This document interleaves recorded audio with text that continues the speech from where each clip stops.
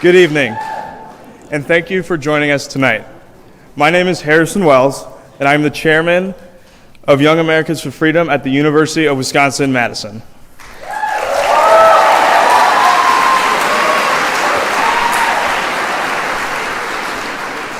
YAF is the premier conservative organization on campus. If you are interested in joining the conservative movement on campus, please see one of our members after the event.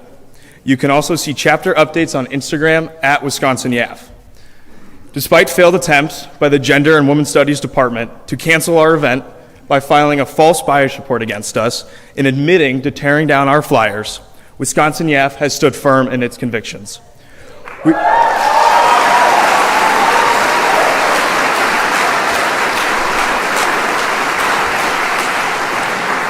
put up even more flyers and worked even harder to uphold our beliefs and our values.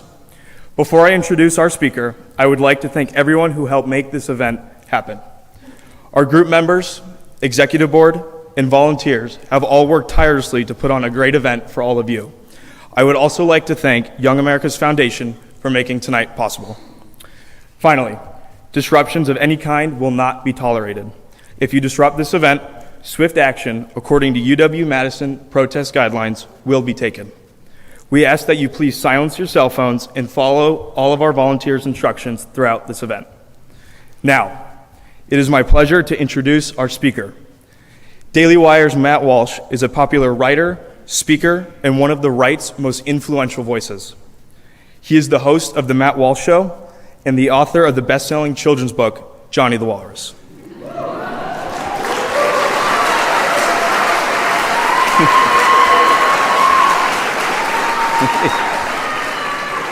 His documentary, which many of you watched tonight, What is a Woman, has become a cultural phenomenon and is one of the most talked about documentaries of 2022. Now please, help me give a warm Wisconsin welcome to Matt Walsh.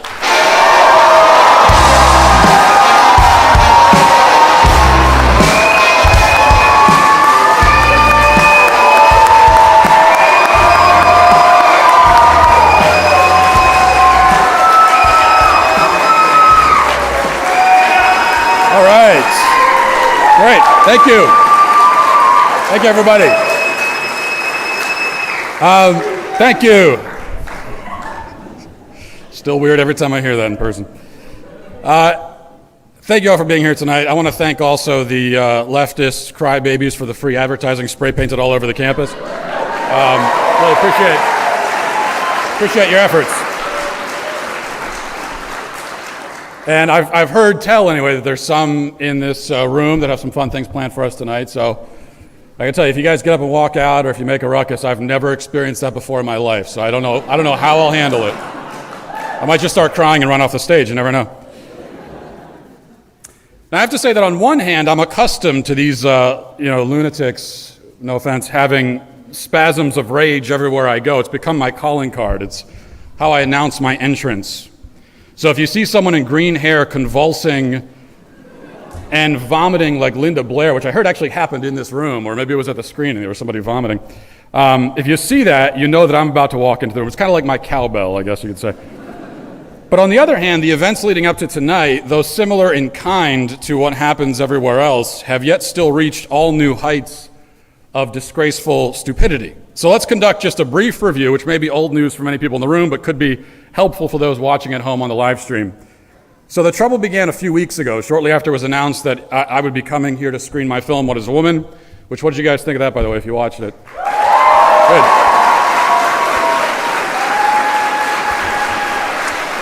And so YAF helpfully posted flyers advertising the event in authorized areas, including in the Gender and Women's Studies Department. Now, this is very kind of them because it's quite apparent that students in that department need to see my film more than, anyone else needs to see it. In fact, I know from my experience making the film that nobody understands the gender issue less than gender studies students and professors. And yet students and faculty recoiled in horror at the sight of the flyers. Because for them, like looking at my likeness and seeing my name, it's like a vampire staring at the sun. They hissed and snarled. They began to physically melt on the spot, I heard. That's what actually happened. There's a teaching assistant, Jessica Leeper, was so traumatized that she felt she had no choice but to unlawfully tear the flyers down, despite having no authority to do this. And Leeper then filed a bias incident report. And I could only assume that she was filing it against herself because the only bias incident was the one that she instigated. Others in the department said that I was harmful and that I engage in hate speech, though nobody's been able to explain what exactly hate speech is. As Michael Scott would say, it's hate speech because they hate it. That's how they would define it. The Gender and Sexuality Campus Center responded by promising to offer a safe space for LGBT people during my talk. From what I understand, they're currently huddled in a storm shelter underneath the grounds. They have lanterns and blankets, enough canned goods to last a week. Though I'm told the canned food is not gluten-free, so that's a problem. Half of them are going to starve to death. But this was not the end of the story. Next, leftist radicals graffitied all over the campus, defacing many buildings and statues, including a veterans memorial. The university has responded to all this by apologizing to and taking the side of the leftist mob. So there was a statement posted by UW-Madison on their Instagram, and the university said, quote, "We are aware that a speaker is coming to campus on Monday whose viewpoints we believe are harmful towards the trans community." Yes, they're aware because they approved the event. They are aware of the event they approved. They are aware of what they are doing, which is good, which is more than I could say for Joe Biden. So, there we go. It's making fun of the president's dementia is always an applause line. It's an easy one. It's the country we live in now. They continued, "We feel the impact this is having on our campus, and we wanted to reach out. Over the past several weeks, many of you have rallied around our students and one another to offer support and community.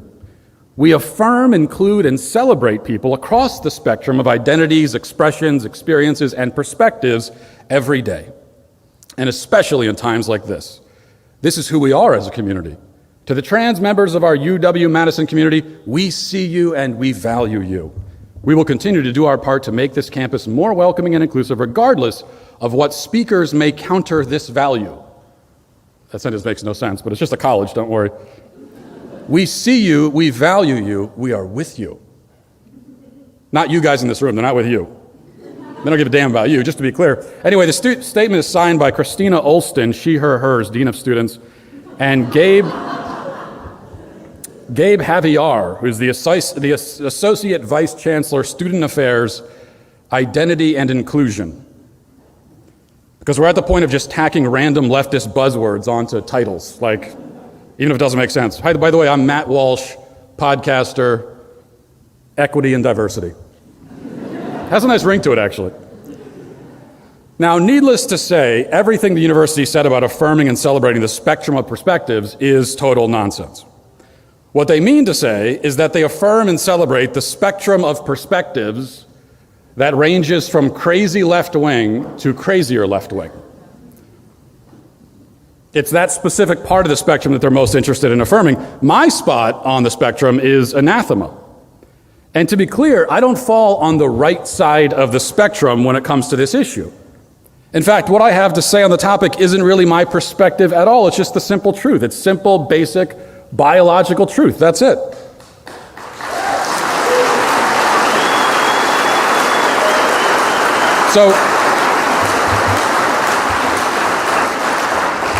So UW-Madison, they're not simply saying that conservative speakers are unwelcome. Worse, they are saying that speakers who wish to discuss the plain realities of the world are unwelcome. Reality itself is unwelcome. And indeed, UW-Madison, by telling a bunch of delusional militant psychos who are already defacing property that my very presence and perspective is harmful, the university, one could argue, is inciting violence against me.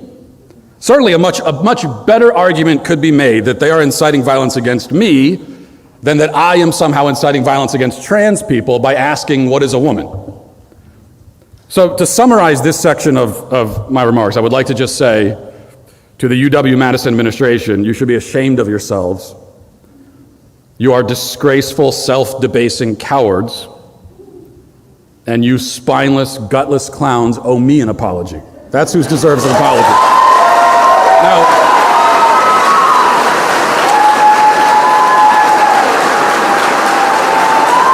thank you.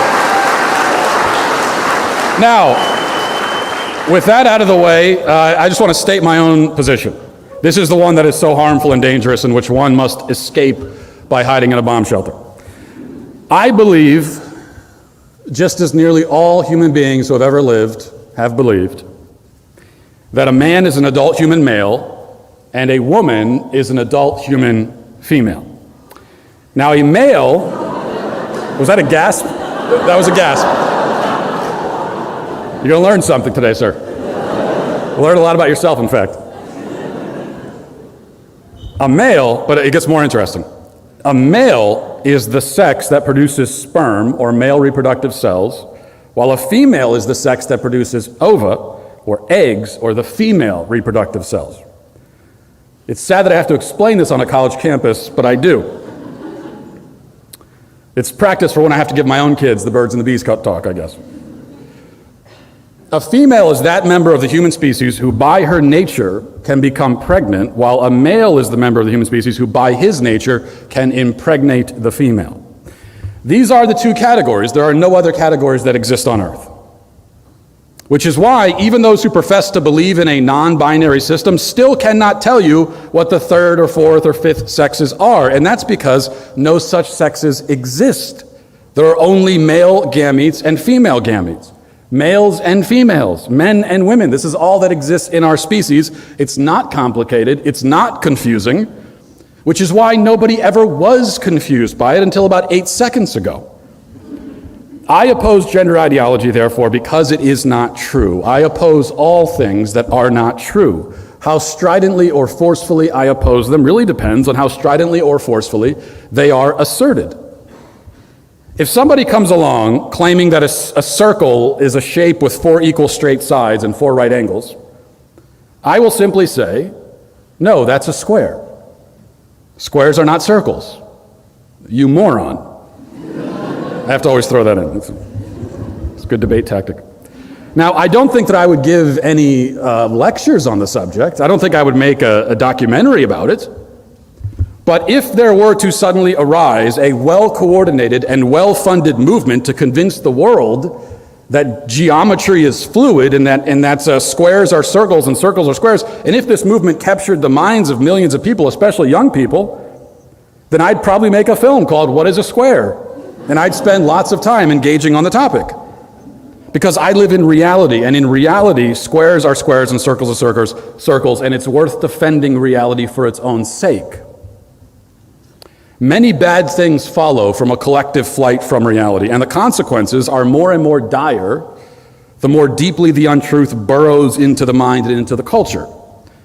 The untruth at the core of gender ideology, of the transgender phenomenon, reaches down to the deepest conceivable level. Gender ideology wages its assault against our knowledge of ourselves. A person fully enthralled to this lunacy has lost his grip on not just reality in general, but on the reality of himself. Gender ideology doesn't simply replace one notion of the self with some other newer notion. Rather, it replaces one notion of the self with no notion at all. And that's the whole reason why the gender ideologue cannot answer the what is a woman question and cannot name any of the other sexes besides male and female, despite claiming that there are countless others. That's because he seeks to replace what is definable and knowable with this hazy, indecipherable mess of contradictions and falsehoods. He replaces light with darkness. And soon he gets lost in it himself. That's the tragedy of it.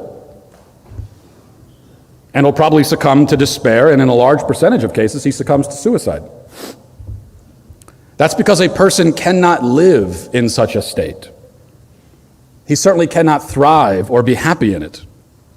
That's why I oppose gender ideology. But what does the other side have to say for itself? Did my mic cut out? Yeah. It did cut out, yeah. Good, very clever, guys. Are we able to get that back going, or?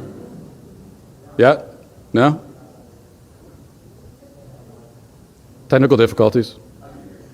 Yeah, you can? I'll just keep going, I guess. Well, as long as you can hear me. You love your sweet daddy? Well,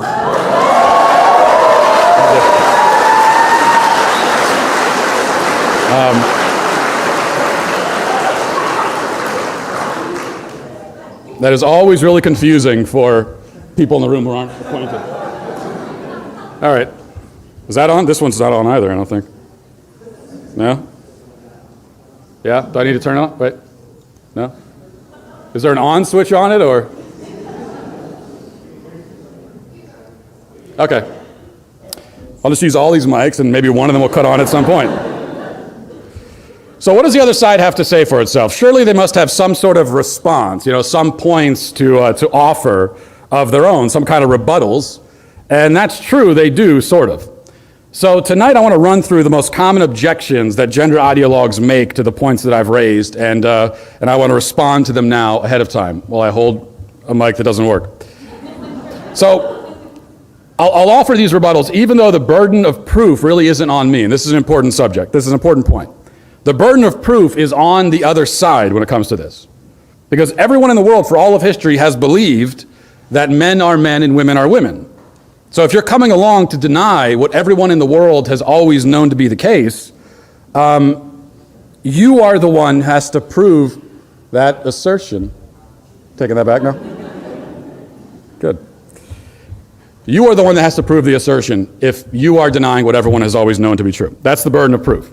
So if I were to come along and make the claim that the sun is actually an enormous ball of incandescent Cheetos flying in the sky, I'm the one who has to offer evidence to support my claim. It's no good for me to say, oh yeah, prove to me it's not an enormous ball of incandescent Cheetos. Can you prove that? I'm the one making the claim, and an extraordinary one at that, and so I must validate my own arguments. If I cannot, then really there's nothing else to talk about. There's nothing else to be said to me. So when someone says that men can have babies, or that sex is not binary, or that a man might have a woman trapped mysteriously in his body, it's up to that person to explain his reasoning and present his evidence.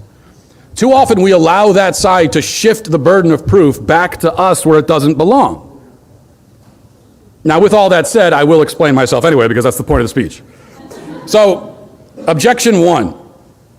The other side will say, well, you talk about sex and gender like they're the same thing, but they're not. Sex is biological, but gender is a person's understanding or feeling about himself. Answer to that, no, I don't think that sex and gender are the same thing. It's you, the gender ideologue, who has essentially collapsed the very sex versus gender distinction that you invented. See, there was a time perhaps when you would have agreed that there is at least a biological difference between a woman who is female and a self-identified woman who is male. There's a time maybe when you as a gender ideologue would have agreed with that.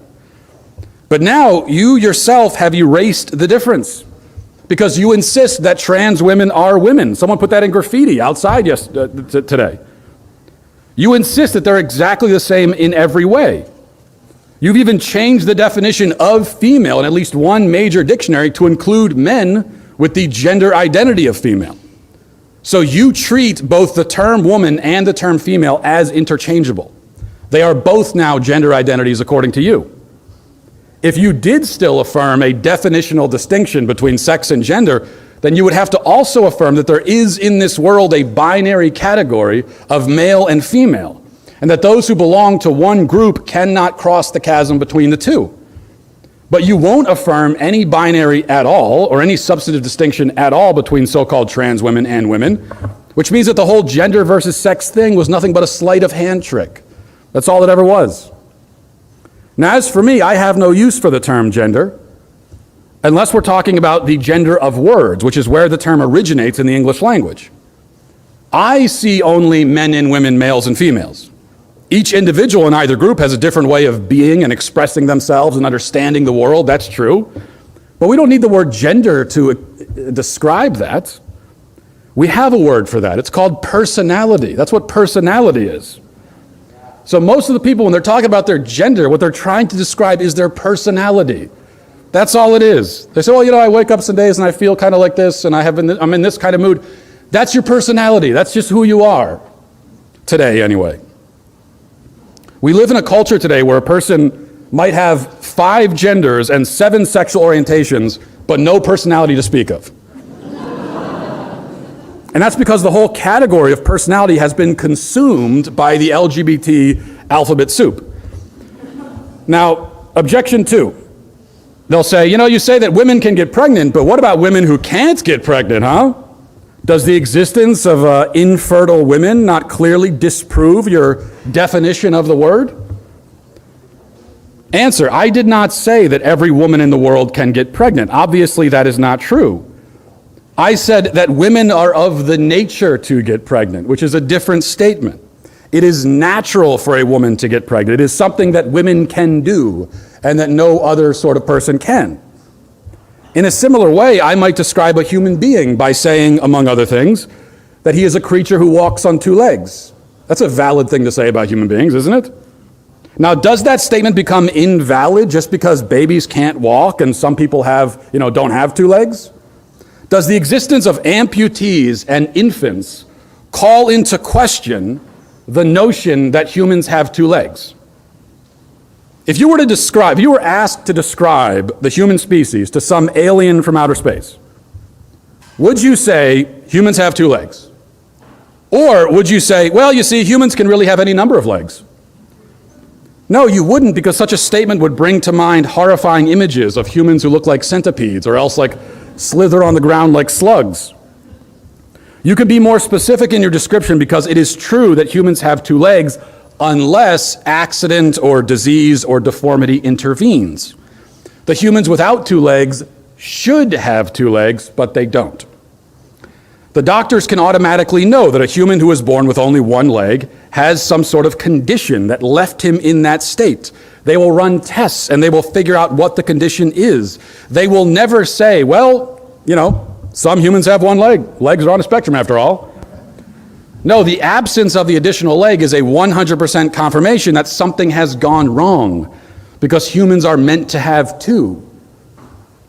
Oh, and we get the mics back. That's nice. This is known, there we go.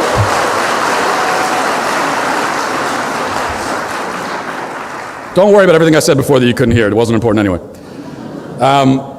This is known as the exception that proves the rule. So the same with the sexes and their reproductive abilities. Age, disease, genetic defect, or other circumstance can preclude some females and some males from partaking in reproduction. That's true. But that does not at all, even slightly, call into question our understanding of the sexes or their definitions. Every female is of the nature to get pregnant. She is supposed to be able to get pregnant unless she is too old or else she suffers from some sort of ailment.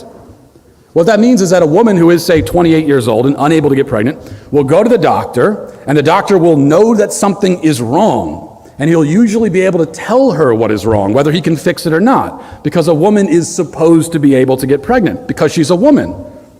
On the other hand, if a man goes to the doctor and says that he's not able to get pregnant, the doctor will know that there is not something wrong with his body, but rather something wrong with his mind, that he was make the statement to begin with. At least the doctors used to know that. They don't really know that anymore. Objection 3, they'll say, trans people have existed throughout history and all over the world. The binary is a Western construct. This is a common rebuttal. It's also the dumbest damned thing I've ever heard. You might as well say that photosynthesis or gravity are Western constructs. No, on the contrary, the rejection of the binary is a modern Western construct. Gender ideology was invented by old white guys in the middle of the 20th century. We know who those guys are. They wrote books, they made arguments, they abused children. Many of them were pedophiles. Everything the left says about gender, they have derived directly from a relatively small collection of degenerate creeps and wackos like John Money and Alfred Kinsey, who you probably heard about in the movie. We can trace their ideas back to their roots. We don't have to go very deep. The idea that men are male and women are female and the 2 categories are immutable and cannot be changed, that traces all the way back to the dawn of human civilization. There has never been a culture before ours that believed that men could have babies. Never. That has never existed. Such madness is uniquely modern. Nobody before us was stupid enough to believe something like that. It took the most educated and technologically advanced civilization in history to come up with fantastic bullshit like that. Now,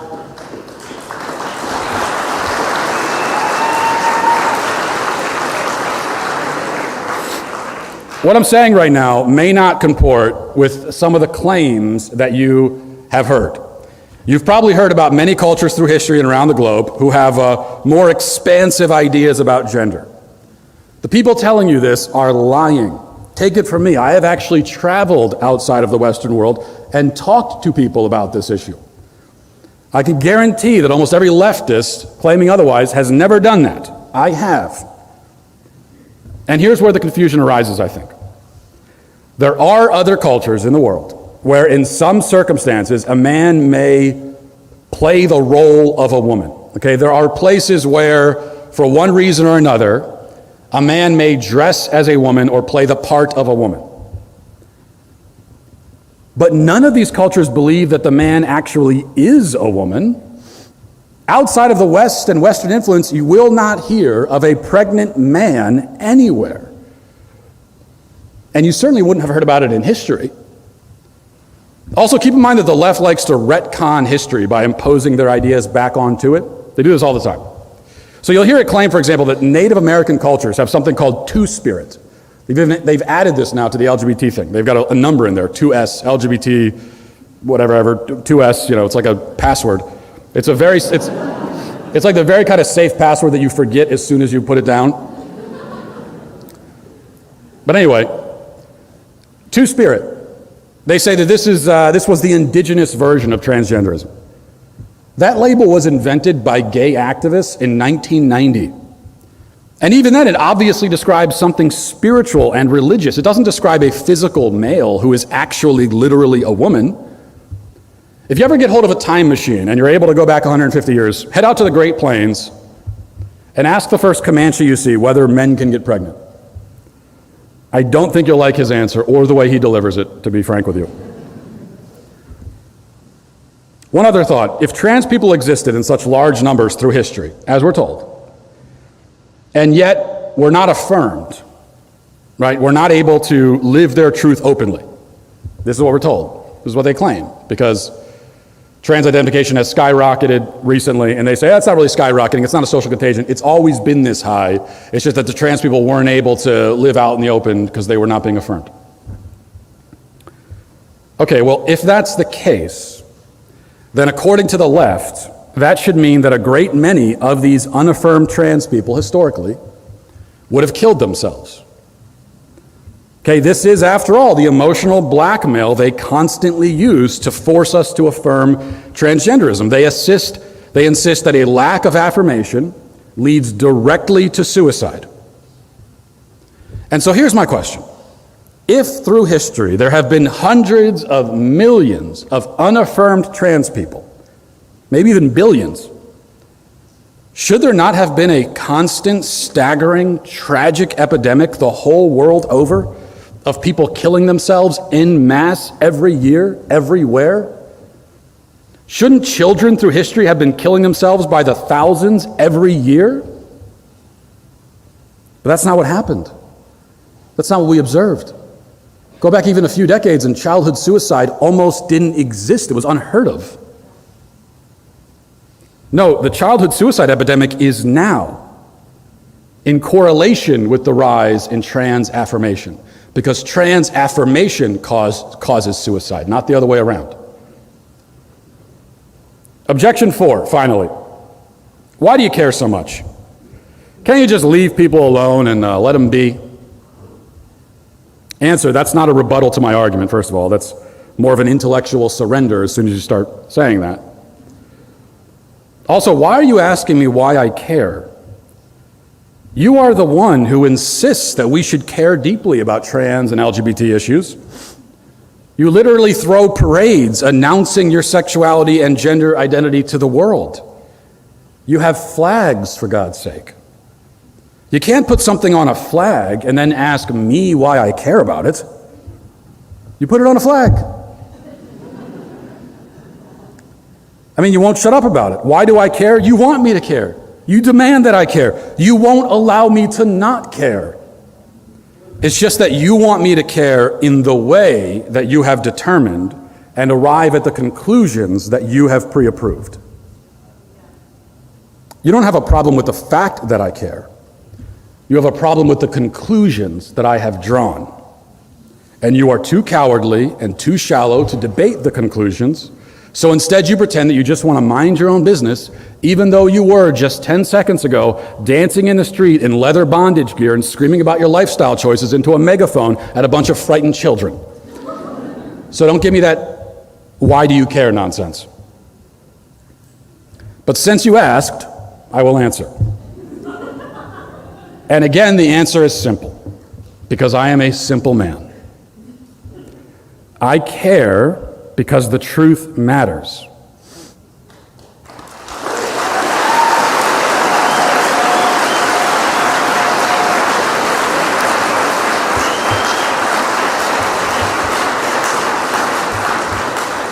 The truth matters. It matters more than your ideology. It matters more than your preferences. It matters more than your self-identification. It matters more than your feelings. The truth matters more than anything. It matters more than your life and more than mine. So if my speaking truth really did put your life at risk, as you claim, I would still speak it. It's worth the cost. I'd speak it if it put my own life at risk. And according to the death threats I get every day, it does. Life can have no meaning. Nothing can have meaning apart from truth. There is nothing to fight for except for truth. Nothing to live for except for truth. There is no love without truth. There's no joy without truth. There's no beauty without truth. There's no freedom without truth. There's nothing worth anything without truth. And that's why I won't give it up for your sake or anyone else's, ever. I care because I care about the truth. And you should care about it too. And this university should care about it. So the question we really ought to be asking then is not, why do I care about the truth? It's, why don't you? That's it. Thank you.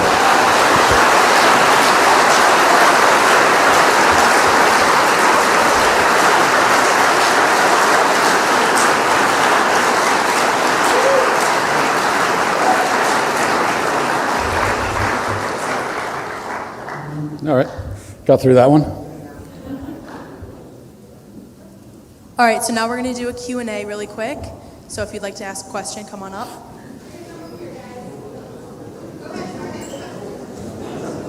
Hey Matt, we're really excited you decided to come to Wisconsin. Thanks for visiting us. Thank you.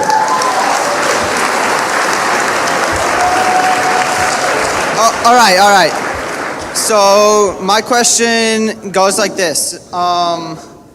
Basically, even less than 10 years ago, homosexual marriage was illegal in the United States. And even in the short time since Obergefell versus Hodge, we've lost so much ground in this country to perverse sexual issues.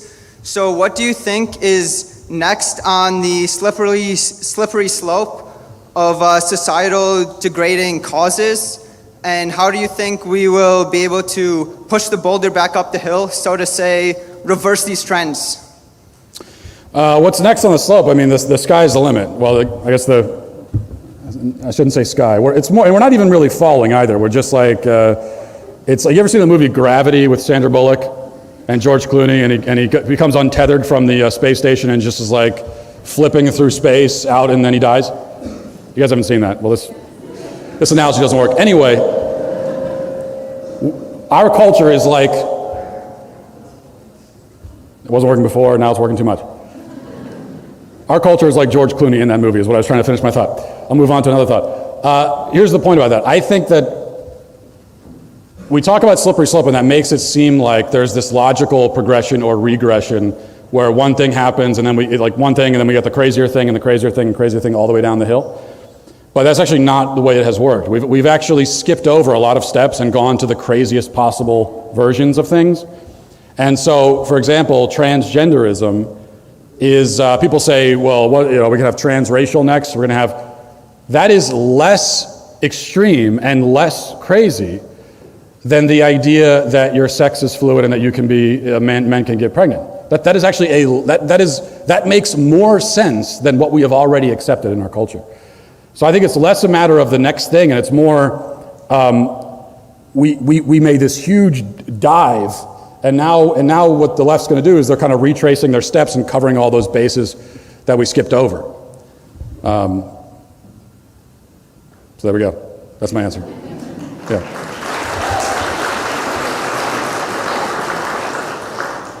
Hi, Matt.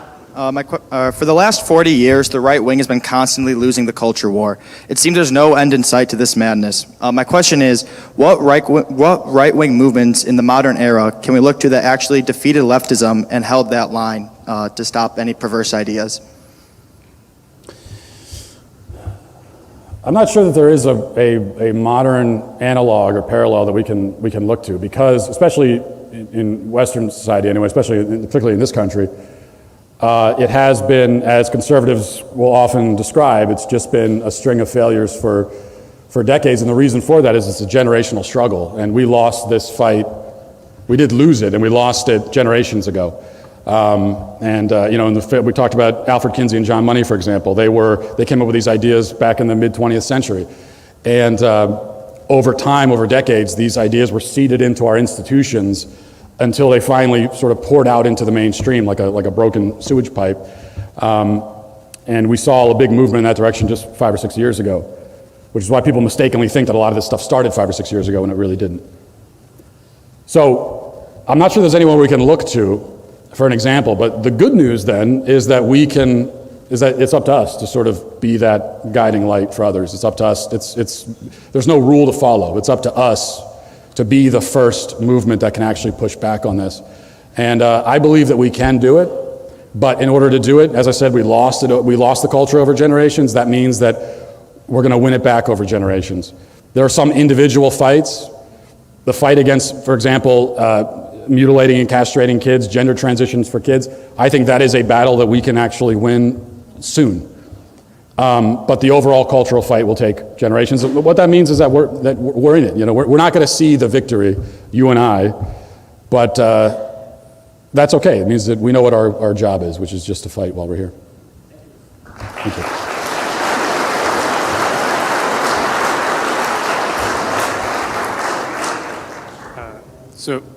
Hello, yeah.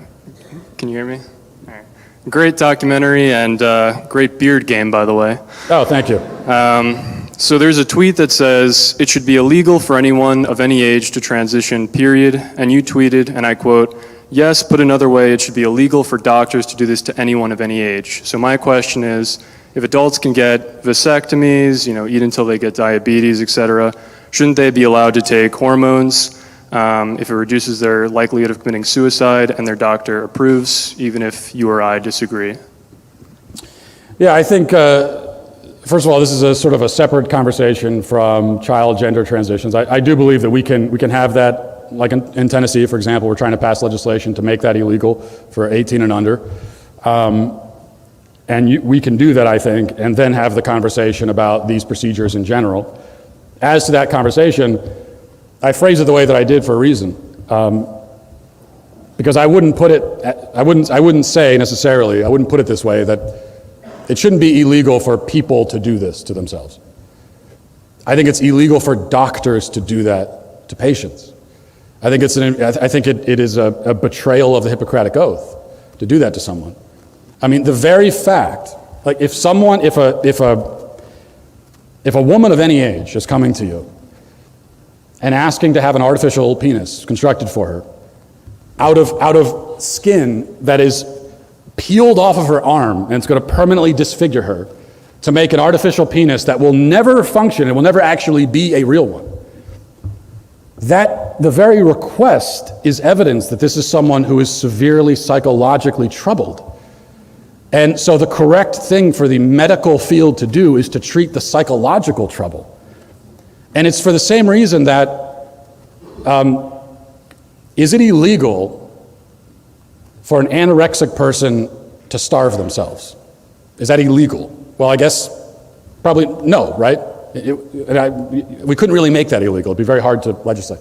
However, if an anorexic person, someone with body dysmorphia, goes to the doctor and she's 90 pounds and says, I feel like I'm 600 pounds, it would be, or at least should be, illegal for that doctor to give her diet pills. So that's how I would look at it. Yeah. Thank you. But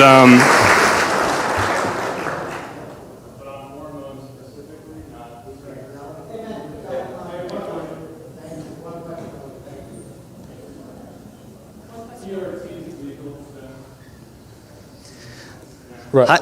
Hi, Matt. Arnold, Daily Wire member. I have a gift for you. I'll give it to somebody. Oh, nice. I'm not sure if it's plaid or if it's flannel, but you get the idea. Very well, you know there is a difference. So yeah. My question to you is, when we're arguing with the other side, discussing about the idea of social constructs of gender, would you just avoid it entirely or try to explain the difference between, yes, a boy can like pink and a girl can be a mechanic, but Sure. that does not make them a man or a woman, vice versa. Would Yeah. you avoid that argument entirely? Or how would you suggest the rest of us bridge the gap when having these discussions? Avoid the argument about the difference between sex and gender, or No. They talk about gender being a social construct. yeah. Okay, we could agree that men can love pink and men can, in some cultures, wear skirts or dresses, okay? But that literally, they jump this gap of from being liking something that a woman would traditionally like or what a man would traditionally like to all of a sudden they are a man, they are a woman. Would you avoid those arguments entirely? Or how would you bridge that? No, I wouldn't avoid it, and I would make exactly the point that you just made, because in fact, we on the side of, and again, I don't even want to say the side of conservatives or the right, because you don't have to be that to affirm biological realities. So those on the side of reality, we are the ones with, if you want to say, an expansive idea of gender, in that we affirm that there are a great many ways to be a man or to be a woman. And no matter how you're acting as a woman, you can act that way, and you're not going to lose your womanhood in the process.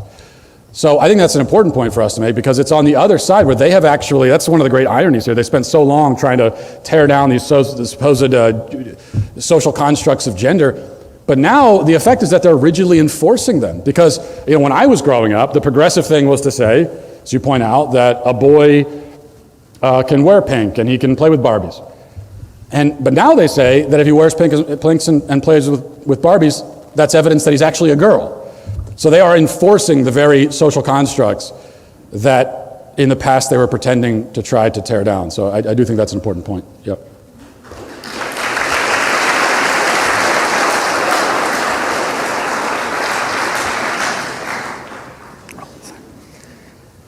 Eight months ago, I was diagnosed with gender dysphoria while I was inpatient here in UW-Madison.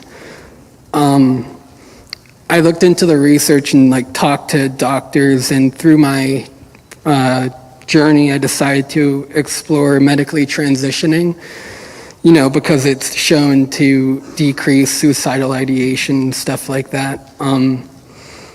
And since then, although I've had to deal with other issues such as transphobia and sexual assault, I've been more happier overall than I ever was before. And my question to you is, what specifically about medically transitioning do you think is so immoral that we should ignore the potential benefits? And why should I listen to you as somebody who's not a medical professional and has not experienced gender dysphoria? Happy to explain that. To begin with, the morality of it, that is something I'm applying to the medical professionals, the people that are doing this. I think it's immoral for them to do it, for a number of reasons. Right, but you have to go to a medical professional to do it. This is something a doctor has to approve and has to do it. It has to be done to you, in effect, by a doctor. and by drugs and by the pharmaceutical company. Okay? And I know you ask, well, why should you listen to me and not these medical professionals? I'm not saying that you should listen to me like I'm the ultimate authority on all things. You don't have to listen to me. There are plenty of other people that are saying the same thing. Or you can listen to the voice of generations past, who, as I said, for thousands and thousands of generations, there was no question that a man is a man and a woman is a woman. So I don't care if you listen to me or not specifically. But I would ask you to think about this idea that the people who are the sole authorities and the people that you should solely trust are the ones who are making money off of you. Okay? What was that?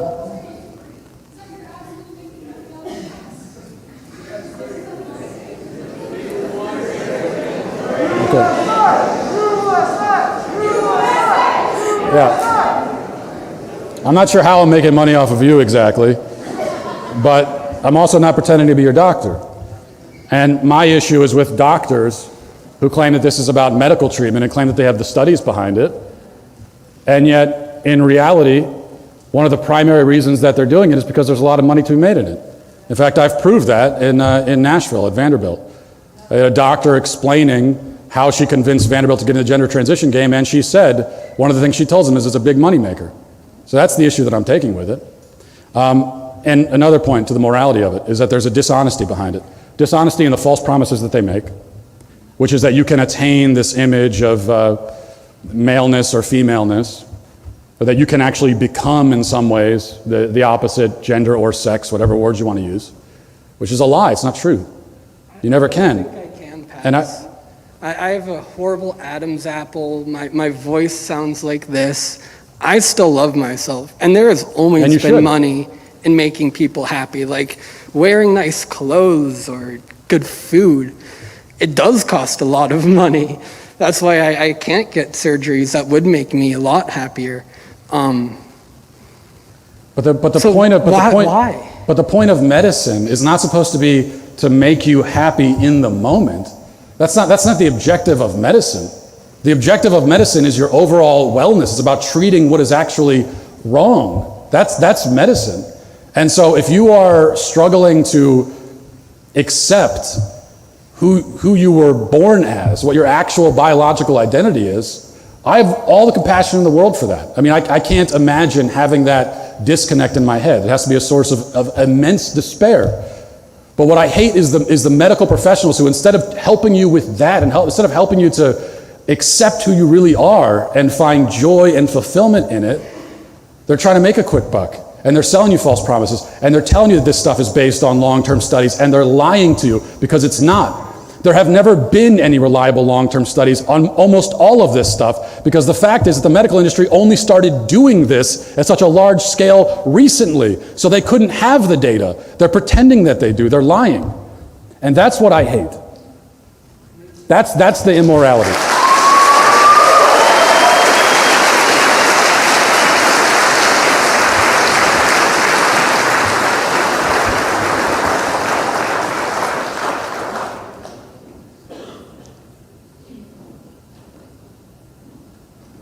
Hi, sweet daddy. Odd transition there, but Yeah, I wasn't expecting that to go before me, but my question is, how does a conservative like myself maneuver modern college campuses in a way that is not destructive to me or hopefully to other people? how do you maneuver on a college campus? Well, so this is where I am. I think prudence comes into play, because I think it's really important that we all refuse to affirm falsehoods. We have to stand for truth. And what that means is that whether you're on a college campus or you're working in, you're in a working environment, you're working in the corporate world or whatever, we cannot allow ourselves to be forced to affirm falsehoods and affirm untruths.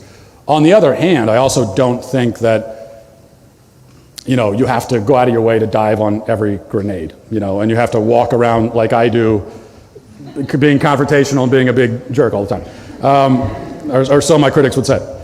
So I don't think that is required, and in fact, in your station in life at a university, it would be ill-advised. So I think that there's this balancing act between standing for the truth and never compromising on that, but at the same time maneuvering and making it easy on yourself so that you can accomplish your goals, because you're here to, what are you studying for? You're going to hate me. Illustration. Okay, well, you didn't say gender studies, so that was okay. If you want to maneuver through the gender studies department, then you're out of luck. I can't help you. But so that's your goal, is to do that, and so you don't have to abandon that goal for the sake of being confrontational about your views. So that's the balancing act. That's the line to walk, I think. And as long as, again, you're not actively affirming untruths, then I think it's okay to sort of navigate and try to make it easy on yourself for now while you accomplish your objectives. Yeah.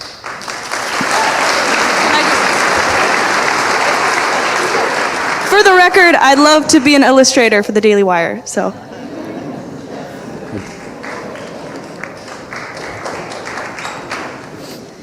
Hi. You said that personality is immutable, that's innate, right? Personality is what? I'm sorry? Innate. And you said because boys can enjoy typically feminine things. So if someone is feeling that they're maybe that's their personality, it's not a mental illness, why can't that be a thing? Socially transitioning children instead of hormones, and also the medical transitioning is a money-making thing. So how do you feel plastic surgery, if that's also a money grab, if it's cosmetic? Yeah. So the three different things from what I picked up. First, I would not say that personality is immutable. I think it's difficult to change your personality. It's not immutable. Whether it's innate, I don't know. I defer to someone else on that. It's an interesting question. On the question of socially transitioning kids, I'm 1,000% opposed to it, because that's exactly my point, that if your son has a certain personality where he is not as interested in so-called masculine things, that's okay. That's who your son is. But the idea that now you're going to socially transition him into a girl to live as a girl, I think again it reinforces in a really rigid way the social construct of gender, and once again it's a lie. It's not true. He's not a girl. He's just a boy who happens to be into whatever it is we're talking about, right? And the other thing about the social transition is that most of our experience and most research would show that most kids who are socially transitioned, they don't jump off of that train at any point in the future. They go, social transition most of the time leads to drugs, leads to very often surgery. And the reason for that is that for the kids, first of all, you've now told them something about themselves that's not true at a very impressionable age. And also, they're going to feel like they can't leave. You've given this identity that they can't get out of. So that's why I think social transition is a horrible thing. What was your third? Plastic surgery. Yeah, look, I happen to think that, first of all, cosmetic plastic surgery for minors, I would also say should not happen, unless we're talking about, someone who's a burn victim or something and needs skin grafts. Obviously, there are exceptions. But for adults, I do happen to have ethical qualms with many forms of cosmetic surgery. I don't think it's as gratuitous as so-called sex change surgeries. It doesn't have the same false promises attached to it. It doesn't affect your life in the same way. It doesn't have the same, most of the time, anywhere near the same complication rates. But yeah, I have ethical qualms there also, sure.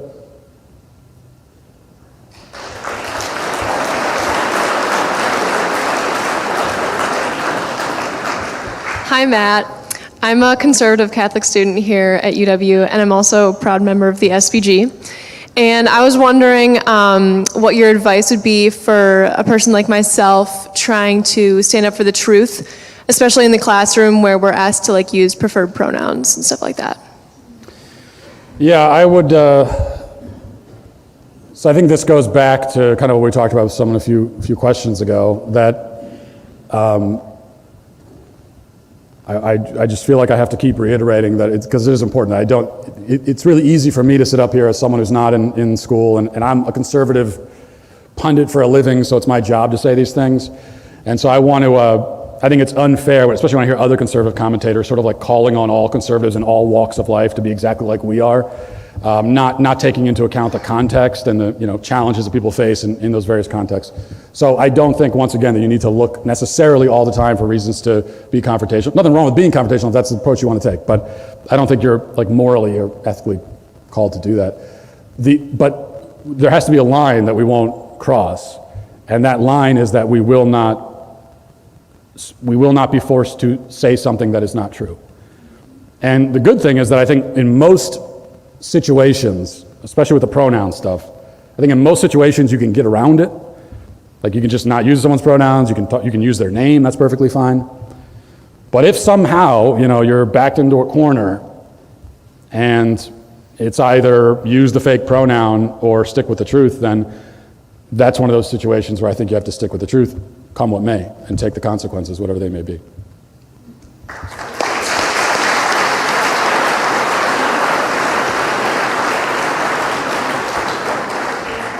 Hey, Matt. Oh, excuse me. Sweet Daddy Walsh.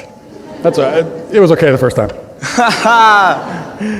I, for one, consider myself a devout member of the Sweet Baby Gang.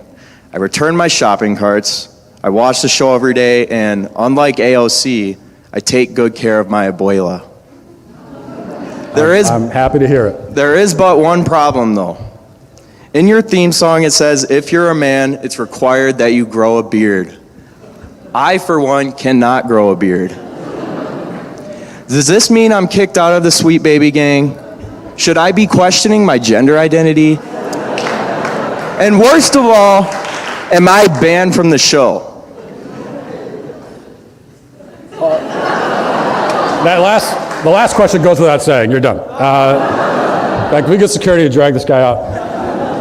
I know I just said that I do have ethical qualms with many forms of plastic surgery. There are exceptions to every rule, and you can look into a hair transplant. I don't accept excuses. I'm sorry. That's it. Thank you. DeSantis 2024. Wow.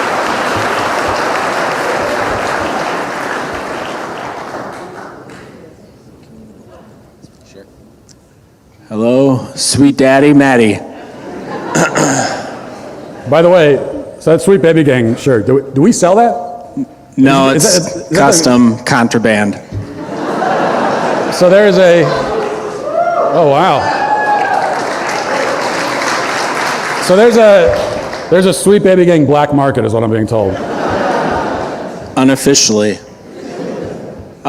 So with the rousing success of your End Child Mutilation rally in Nashville, do you have plans to branch out to other cities, such as Rochester, Minnesota, home of the Mayo Clinic, or other areas throughout the country that are providing puberty blockers and or gender surgeries for minors? And also, will you sign my contraband sweatshirt?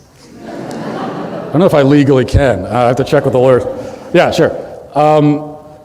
Yeah, we are looking at where to go from here. We want to make this a national movement, and we talked about this before we started in Tennessee, that we wanted to actually organize a national effort against this gender ideology madness, and we decided that what made most sense is to start closest to us and to build out from there, and so that's all part of the strategy.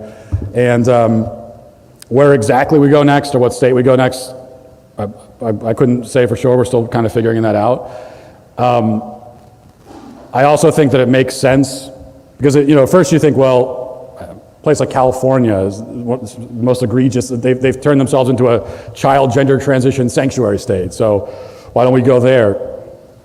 And I think eventually we will. But what we've discovered in Tennessee, it's been a nice case study, is that, and this shouldn't be much of a revelation, but it makes sense to go to places where you have political leverage. If you go to California, we have no leverage as conservatives. They don't care what we think. We have no control, no power at all. However, there are many supposedly red states that allow this stuff, and we have political leverage there, and we were able to use that in Tennessee, so I think that's going to be the strategy. going forward. All right, this right here is going to be our last question. Good evening, my dear sweet daddy Walsh. My name is Eric, and I've been a resident of Madison since 2021. As a resident of Madison, capital of Wisconsin, how can I, along with other sensible people, fighting back against the gender ideology and specifically UW's gender clinic? Thank you. How can you fight back in Madison, in sort of, not just in the university, but in general? Yes. Well, there are a few things. So there's on the real personal level, and these are all pretty simple, things. But on the personal level, the number one thing we could all be doing, no matter where you live, whether it's Madison or anywhere else, is to live your life, to walk in the truth, and in your own personal life, refuse to compromise on these values. One of the ways we got into this mess in the first place is that many of us in our personal lives, no matter what we say on the internet, or what we talk about, or what we vote for at the polls, like culturally, we kind of went with the flow. And so the best thing we could do is to stop doing that.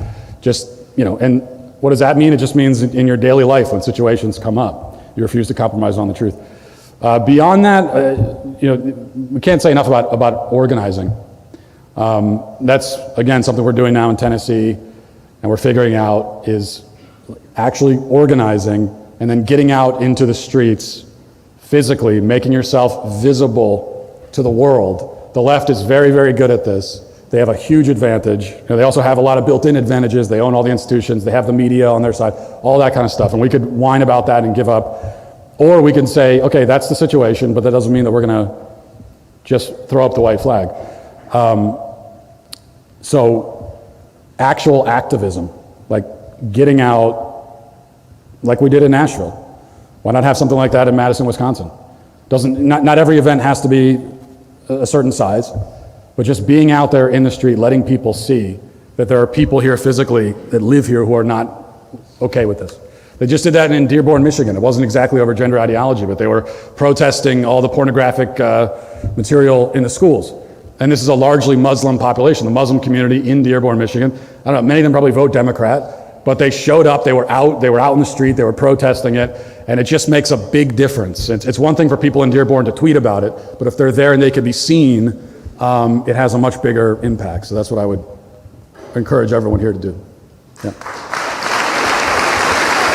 That it? Okay. Thank you, everybody. Appreciate it.